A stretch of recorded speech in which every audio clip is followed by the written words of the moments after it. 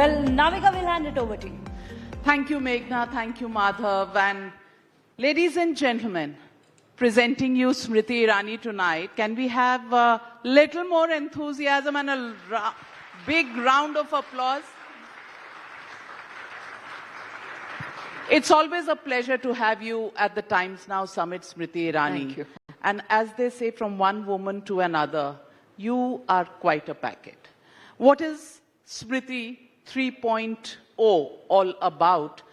I don't know why you presume that a woman who you presumably think is formidable has to keep repackaging herself, as though we in the public service or in public spaces have to redefine ourselves. I have never seen this question asked of a man. Normally men don't do this to each other. I believe that life is a plethora of opportunities, and each opportunity either ordains you with success or failure. It depends on you how long a journey would you like to undertake. I love every moment, every opportunity. So this new redefined Smriti that you possibly think will break shackles of the old systems or old memories that I've been a part of is just the same old Smriti. So let me ask you, how does it work for a politician? You know, you've been in the thick of things, in the thick of politics, taking on probably the biggest opponent over the last decade or so. Now that, and you know, wins and losses in elections as in matches actually continue. For politicians, how is it different from it is for sportsmen? Because they also win matches, lose matches, depending on who's the best team that day. I think that to genuinely answer your question, I'll have to refer to a journalist who's not a part of your group, but in fact retired from journalism and started podcasts. There's this gentleman known as Kamlesh Singh. He speaks in Hindi. It's called Tau. And he did this piece where he referred to my style of politics. And he spoke about the fact that kuch zyada hi kaam kar diya. I actually called him to say thank you, and he got a bit frightened because he thought that I'll give him a piece of my mind. But I told him that for the first time in 2 decades of me being in Indian politics, somebody gave me a new perspective. I led my whole 2 decades in BJP and in Indian politics, looking at politics as an opportunity to serve. If I was a quintessential politician, I would be more bothered about how to win elections from safe seats. If I was the quintessential politician, I would have reduced myself to a social media army, to a great publicity unit, to take amiable journalists to dinners and lunches. I unfortunately behaved more in the service of people, in ideology, in Sangathan, than look at myself only as a politician. If I was a politician who had a celebrity past, I would have possibly gotten a snook at, difficult assignments and tasks. And I think Kamlesh's intervention gave me a whole understanding of what I was doing in Indian politics. Working too hard. I thought it was a great privilege to have 5 years of service in a constituency where I could help build homes for 1 lakh poor families. It was my life's greatest privilege to help build something like a toilet in 3.5 lakh families.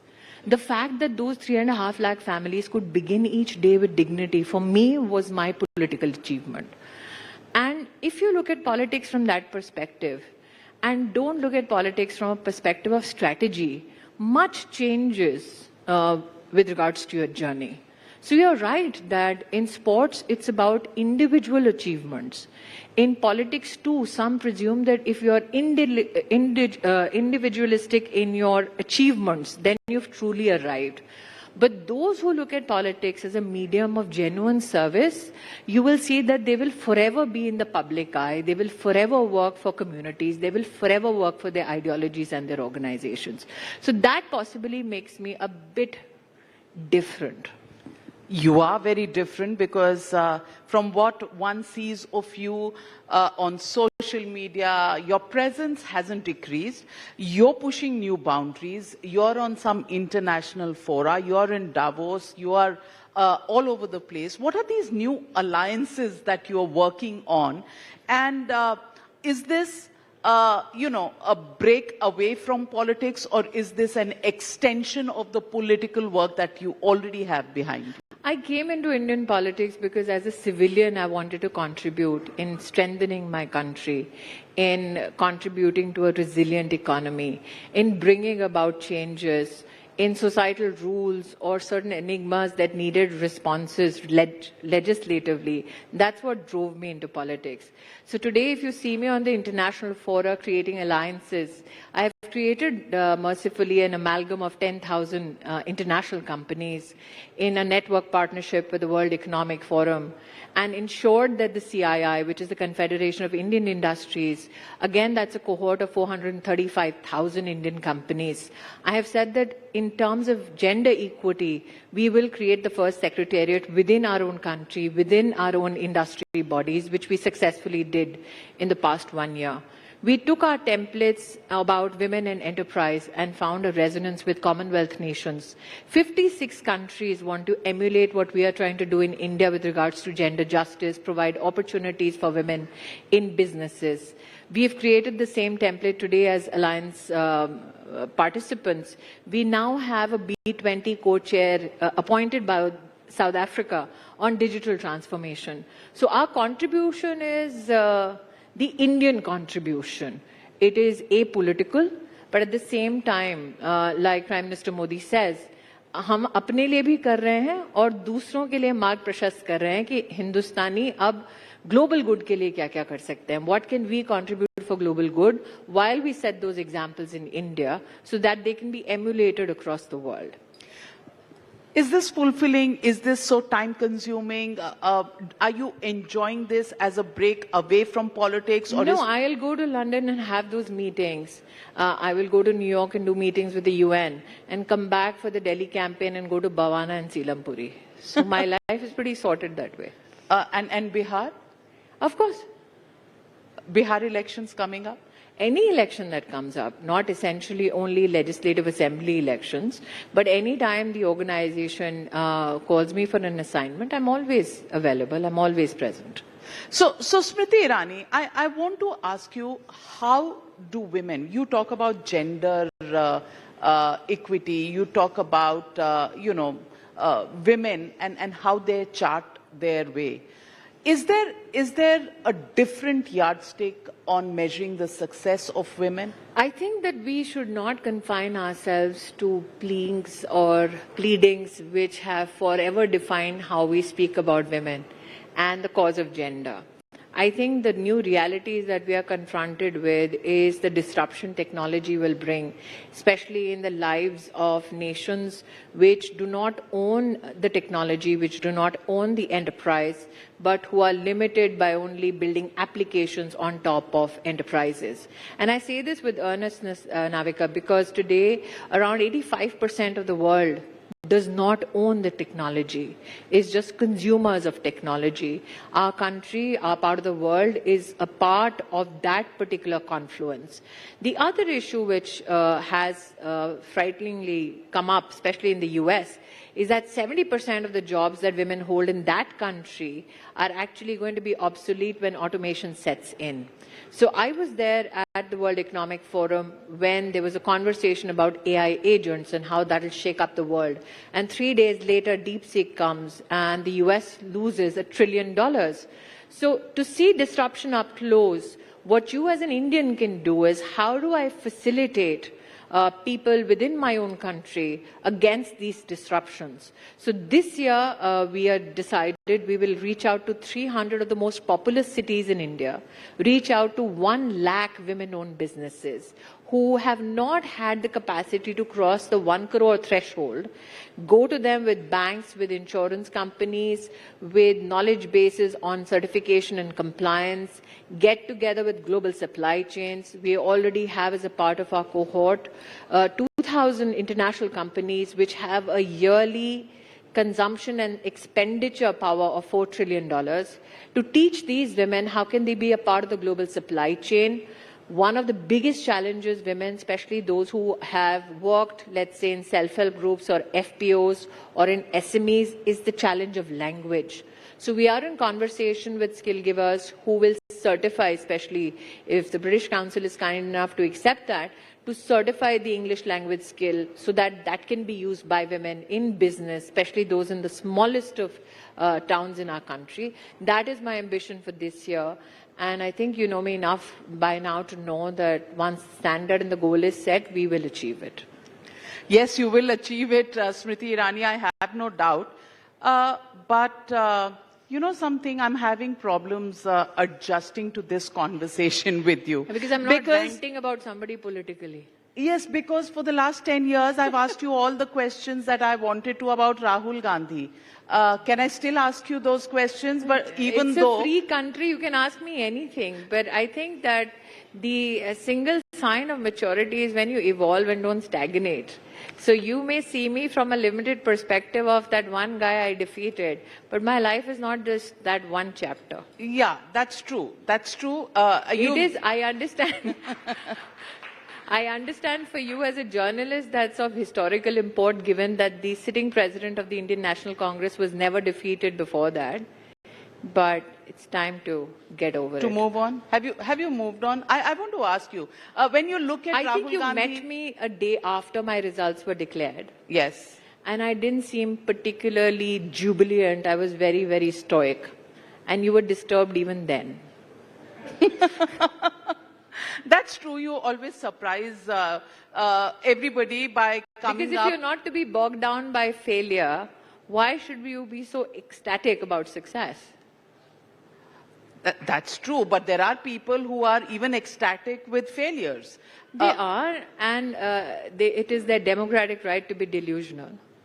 So I want to ask you, Mr. Rahul Gandhi has been complaining that there's no longer any democracy even inside Parliament. As leader of opposition, he's not being given his chance to speak. Isn't that an old complaint? पहले तो बाहर का था, अब अंदर का है.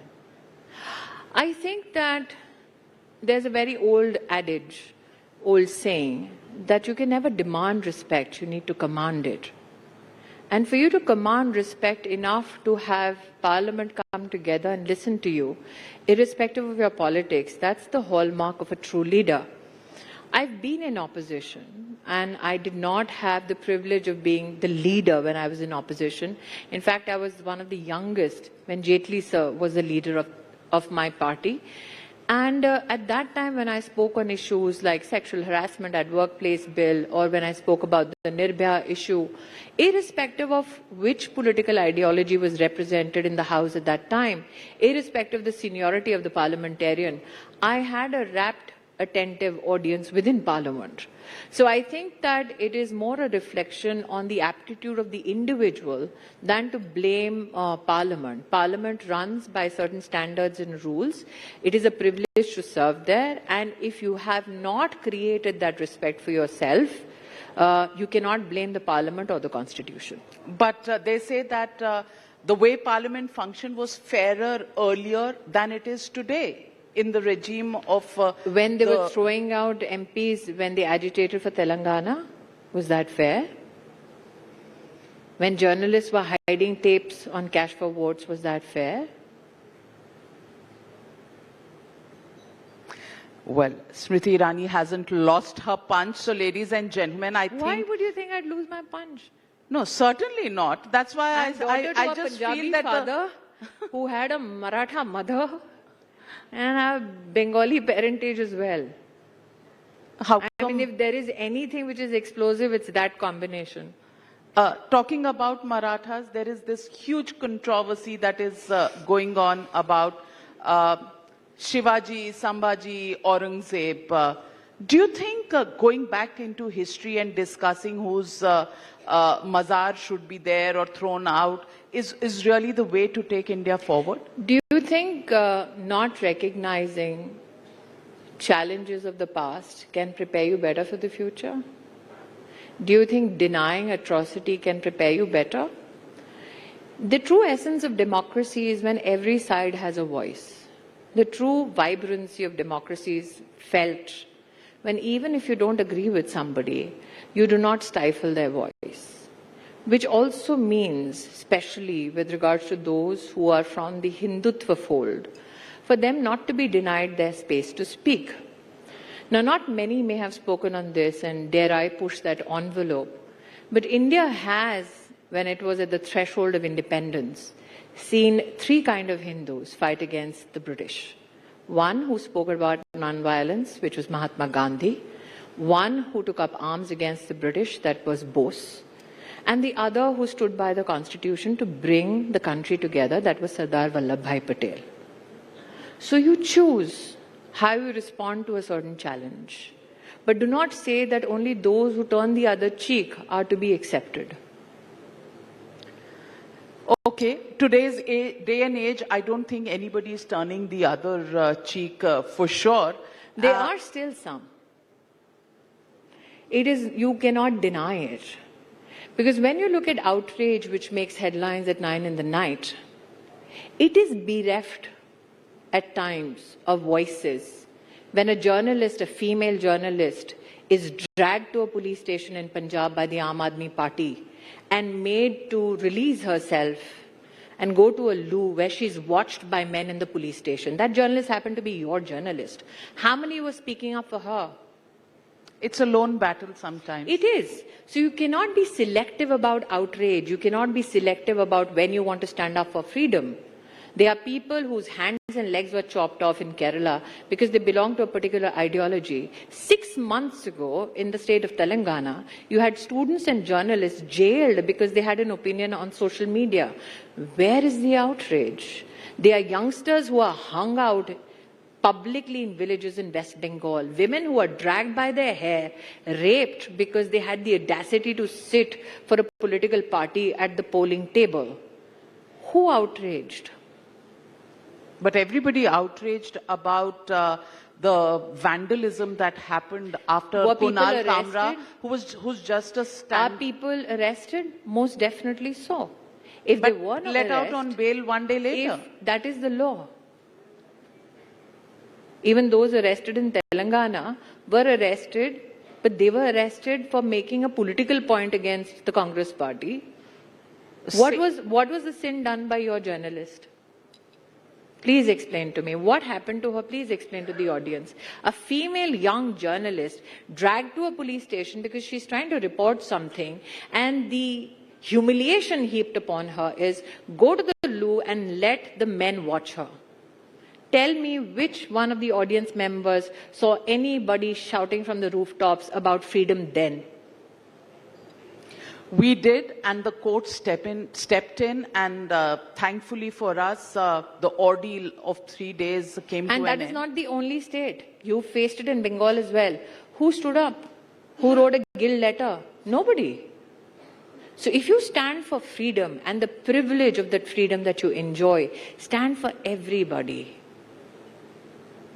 But then just dragging people to court, hauling them to police stations. For example, beer biceps, Ranveer, Allahbadia, podcaster. Well, I've been to court. 2012, Gujarat state elections. I was on live TV. A congressman abused me on live TV. I've been going to court from 2012 to 2025, even when I was cabinet minister, stood in Patiala House with rapists and murderers, only waiting for justice. But that individual is now part of a political party who's in alliance with your party. Absolutely. So how do you accept You that? don't. You still go to court. They tell you it'll take another 20 years. Fine, I will keep going to court. But the question is, every time I'm abused, can I keep filing FIRs and keep going to court? Then how do I build my life? So it's an individual struggle. It's an individual life journey. You need to stand for your principles, and it'll cost you for sure. But I go to court and I stand there. But Ranveer, Allahbadia, you've been on his podcast, I think, a couple of times. And just once. Okay, yes. once. And, he made Abhorrent. a statement. Absolutely. Distasteful. Distasteful. Yes. But being dragged to police stations to answer questions. That's the system. That's the law. Nobody questioned when I'm standing in court. I had 3 drunk men accost me while I was cabinet minister. I was in a car alone. It's a case which is currently in Patiala House for 10 years. They thought I was alone in the car. They couldn't see my face, they said. So for them, they said, if we had only realized that she was Smriti Irani, we wouldn't have done it. Which means these 3 drunk men, for a normal female, would have done God knows what. But they stopped because they suddenly realized it's Smriti Irani. So I went to court. And in court, as cabinet minister, I sat there while 3 men who were drunk actually had their lawyers stand in front of me and completely assassinate my character.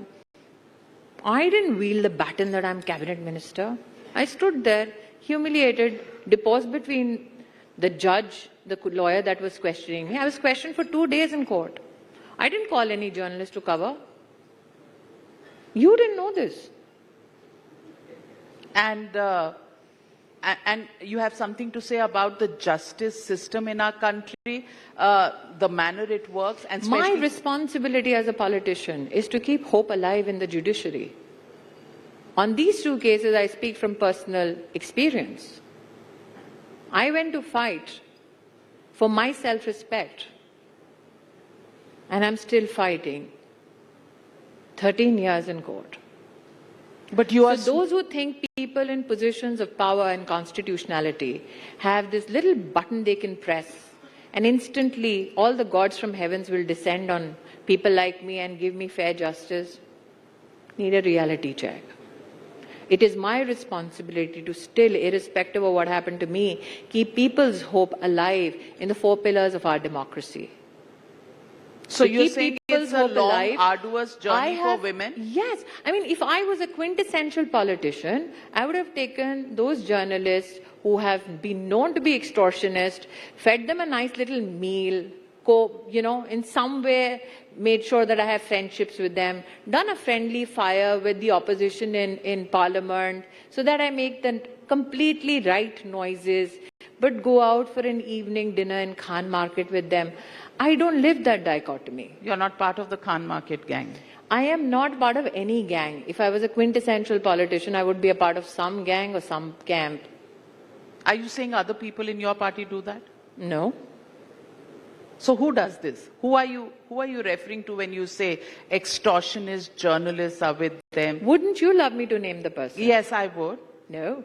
I would. Go investigate. And Smriti Irani speaks her mind. Why should I do. Yeah, I do. So please tell me which journalist. Give us a hint. Tell me which journalist has spent time for extortion. Come on, start naming. The interview is by me, of you, so you please respond. This is a democracy. It is by me, for you, I'm us. the journalist here and you're the politician. So why don't we throw this thing open? Let the journalists get questions from the audience. Name the journalist. No. No? I'm not allowing this because See, she's stifling voices. She's against freedom of expression. No, I'm not against freedom of expression. I just don't want to pick up the tab for libel. See? So you think it will be libelous? What you may want to say? I will only say this. No, I don't care about it being libel. If truth is libel, if truth has to stand in court for 13 years for justice, I'd rather be true, even if it's libelous. That's not the problem. The realities that we live in have to be reflected upon. And that's my statement. If Navika Kumar doesn't want to name them, why would you expect politicians to name them? Well, the day I only have a YouTube channel to run, maybe. I'm not taking the bait today. But let me ask you, Smriti Irani, how do you define yourself? I don't. You don't? No. Because definitions will restrain you to a silo. Don't make that mistake. You started your life at the Miss India pageant. No, my life started in 1976. Thank you very much. No, as in your work. No. Okay, what did you do before that? When I was 17 years old, in Janpat, I sold cosmetics on the street for $200 a day. When I was 18 years old, I joined a courier company where my job was 4 o'clock at Palam Hawaii Adda, then go to Nai Delhi railway station, then go and check the Golda Khana, and then come back to east of Kailash above Sapna Cinema and write a roster. That was me at 18. At 19, I decided I wanted to own a part of the logistics company, so I went to Bombay and tried to buy out, and I didn't have the money. At 22, when I went to Miss India, I had to borrow money. But after being a Miss India finalist, I had no job, so I went to the first McDonald's ever opened as Smriti Malhotra, that was my maiden name. And I used to sweep floors there and wash the dishes for $1,800 a month after being a Miss India finalist. But you could have been a model, you could have walked the ramp. Yeah, that was easy, I guess. You didn't want to do that? No, because I never wanted to be known for my physicality. But then you went for the... I didn't want to be... I went to Miss India because that was the only space my father could not pull strings. The other places he could? Yes. Media was the only sector where he knew nobody. So I went to the one space where the success or the failure would be mine. Okay. So what Times of India gave me at that time was a shot at freedom. And you started setting your own rules from then on? No, I think I started at 17.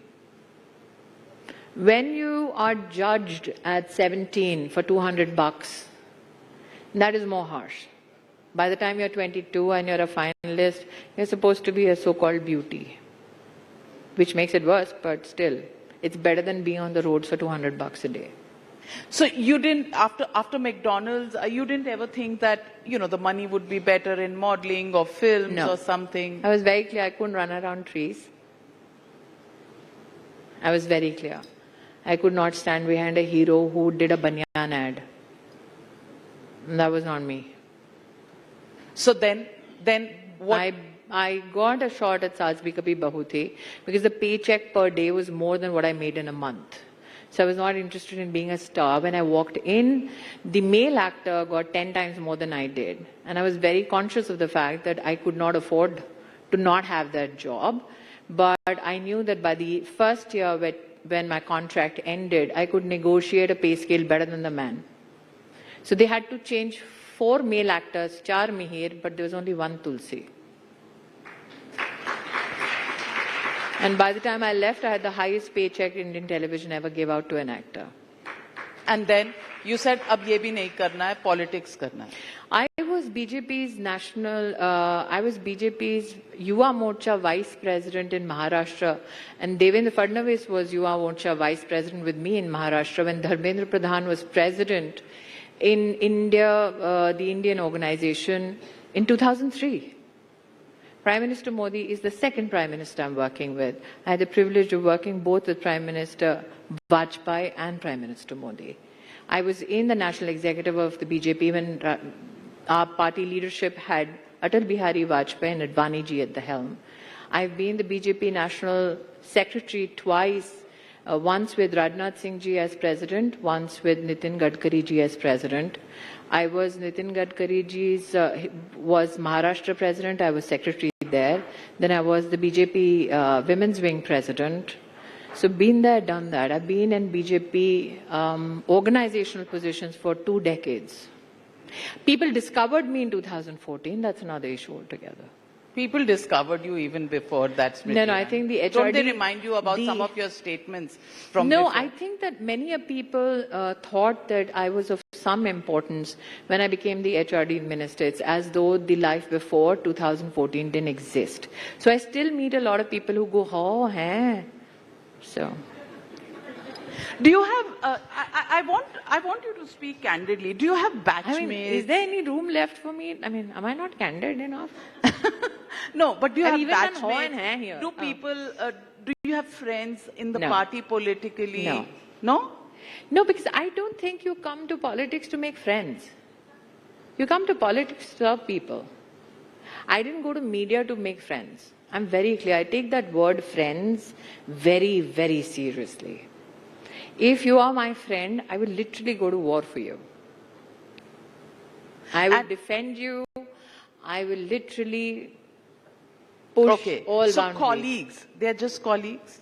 Yes, and that's not a bad word. But you're a team. So you have possibly reported, at least on my experience as a minister for a decade, I've never gone to any political parties, evening get-togethers. You've never seen me. Those who've seen me in media would never see me in media get-togethers. I never socialized. It's a miracle I have a career of 2 decades without socializing.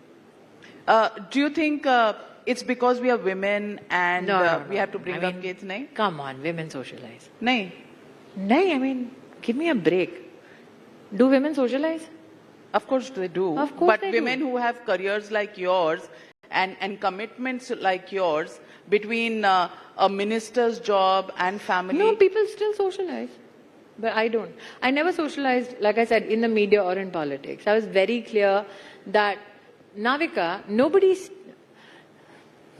It's a very filmy line, I guess. मैं ना कुर्सी के लिए जाने चाहती हूँ, तमगे के लिए नहीं, कद के लिए नहीं, काम के लिए people should know me.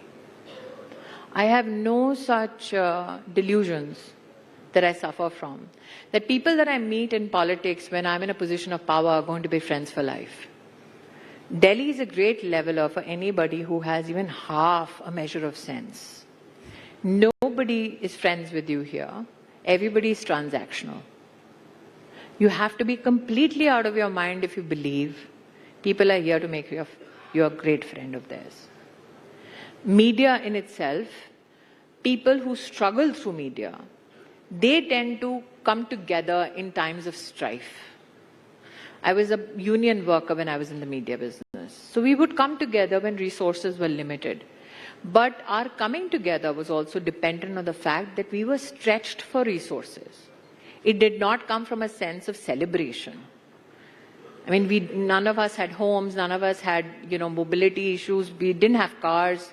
We were all, sharing autos in the first year of Kyunki. So that struggle brought you together.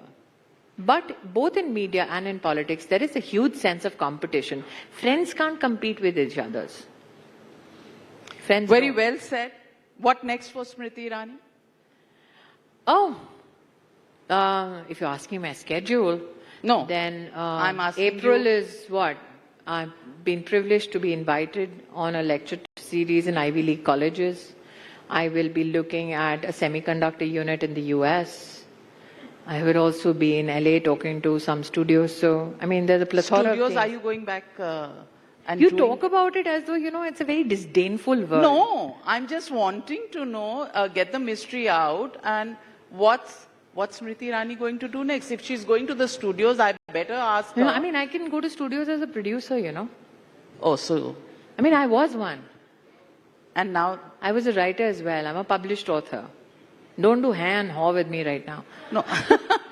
Okay, so are we seeing Smriti Irani in a producer, actor, some sort of a role coming up soon? Who knows? Let the story write itself. But at least you'll be interested enough to come back. Okay, yes, you piqued our interest. Smriti Irani, as I say, is always full of beans. Thank you very much for being with us. Thank you for the conversation. And ladies and gentlemen, it has to be louder than that. Thank you very much, Smriti.